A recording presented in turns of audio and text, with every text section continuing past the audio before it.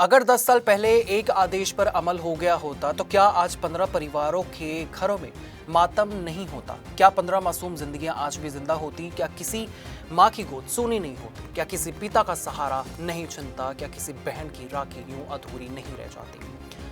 Day to day news Bharat देख रहे हैं आप और मैं आप सभी के साथ दिवाकर हूं। आज हम आपको लखनऊ के उस अग्निकांड की एक ऐसी सच्चाई दिखाने जा रहे हैं जिसने इस दर्दनाक हादसे को सिर्फ एक दुर्घटना नहीं बल्कि सिस्टम की नाकामी के कटघरे में खड़ा कर दिया है। क्योंकि अब सामने आए हैं कुछ ऐसे दस्तावेज जो पूछ रहे हैं एक बहुत बड़ा सवाल।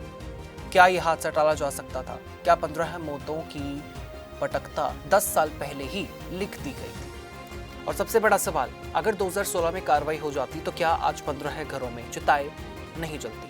उत्तर प्रदेश की राजधानी लखनऊ के अलीगंज में सोमवार को लगी भीषण आग ने पूरे देश को झकझोर कर रख दिया है।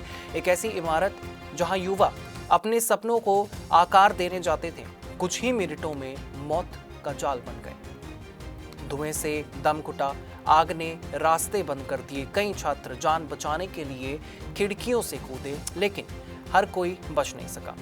इस हादसे में अब तक 15 लोगों की मौत हो चुकी है। कई घायल अब भी अस्पतालों में जिंदगी की लड़ाई लड़ रहे हैं। लेकिन अब इस हादसे से जुड़ा जो खुलासा हुआ है उसने हर किसी को सोचने पर मजबूर कर दिया है। दस्तावेज बताते हैं कि जिस इमारत में ये भीषण अग्निकांड हुआ है उसी इमारत के खिलाफ 2016 में अवैध निर्माण को लेकर ध्वस्तीकरण यानी कि तोड़ने का आदेश जारी किया गया था। जी हाँ, साल 2016 लखनऊ विकास प्राधिकरण ने जांच के बाद इस इमारत को अवैध निर्माण मानते हुए ध्वस्तीकरण का आदेश जारी किया था।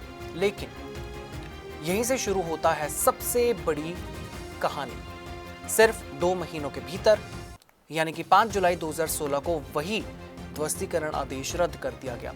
सवाल ये नहीं है कि आदेश क्यों जारी हुआ था, सवाल ये है कि उसे वापस क्यों लिया गया, किसके दबाव में लिया गया, किस आधार पर लिया गया, और अगर वो आदेश लागू हो जाता तो क्या आज 15 लोगों की जान बच सकती थी। आइए पूरी टाइमलाइन एक बार समझते हैं। इस भवन का आवंटन वर्ष 1980 में हुआ।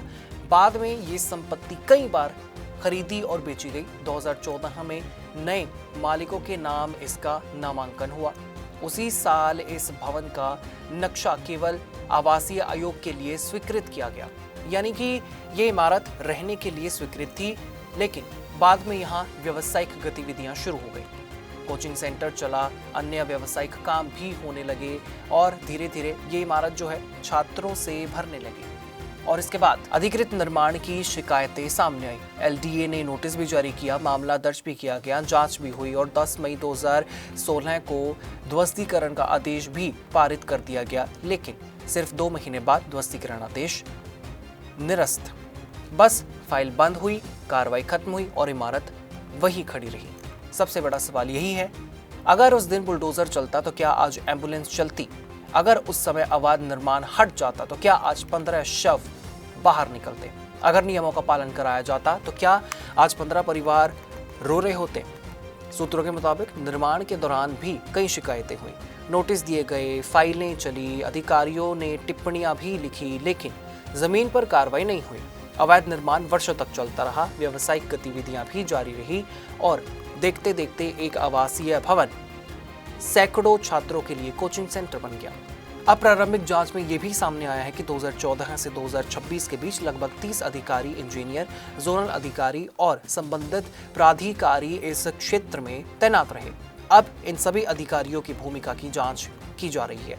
जांच एजेंसियां ये पता लगाने में जुटी हुई हैं कि आखिर इतने वर्षों तक किसी ने प्रभाव या फिर प्रभावित कार्रवाई क्यों नहीं की।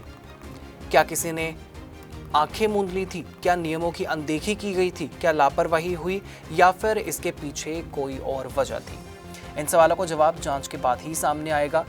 लेकिन आज देश पूछ रहा है जिम्मेदारी किसकी है, क्योंकि ये सिर्फ आग से हुई मौत नहीं है, ये सवाल जवाबदेही का भी है, ये सवाल सिस्टम का भी है, ये सवाल उन फाइलों का भी है जो अलमारियों में बंद रहीं और उन आदेशों का भी जो कागजों तक सीमित रह गए।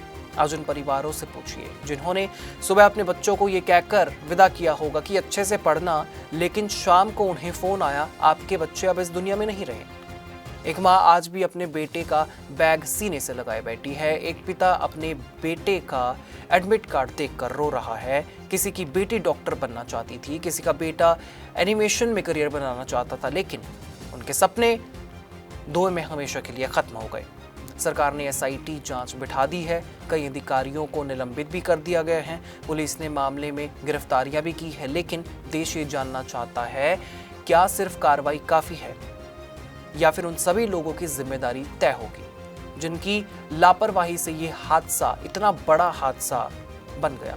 फिलहाल जांच जारी है, दस्तावेज खंगाले जा रहे हैं, पुराने फाइलें खोली जा रही हैं, अधिकारियों से पूछताछ हो रही है और पूरे देश की नजरें सिर्फ इस जांच के नतीजे का इंतजार कर रही हैं। क्योंकि अब सवाल सिर्फ आग का नहीं है, सवाल उन फैसलों का भी है जो समय पर लिए जाते तो शायद 15 जिंदगियां आज हमारे बीच होती।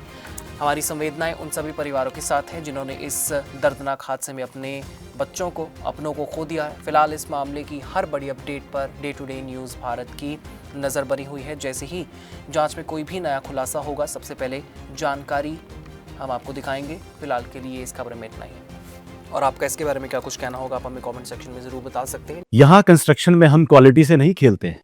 यहाँ पे कंस्ट्रक्शन फील्ड से नहीं, प्रिसीजन से हो रही है। तो genesis Heights project RERA approved है, एसबीआई अप्रूव्ड है, कंस्ट्रक्शन फुल स्विंग पे है। दैट मीन्स आपकी इन्वेस्टमेंट 100% सेफ है।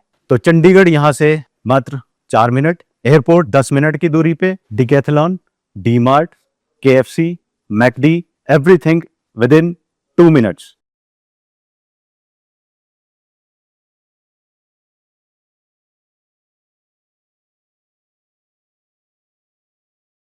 Day to day news Bharat आपके साथ हमेशा वादा करता है निष्पक्षता और सटीकता के साथ आप तक हर खबर, इन्फॉर्मेशन और अपडेट इसी तरीके से पहुंचाता रहेगा। हमारे चैनल का कोई भी पत्रकार ना किसी से कोई तोहफा लेगा, ना कोई विज्ञापन नहीं करेगा, किसी को ब्लैकमेल। इसी के साथ हमारे चैनल का मकसद होगा लोकतंत्र के चौथे स्तंभ को लोगों के नस्लों में फिर से मजबूत करना। मुझे दीजिए इजाजत और हमें हर किसी सोशल मीडिया प्लेटफॉर्म पर लाइक, शेयर, सब्सक्राइब करना बिल्कुल मत भूलिएगा।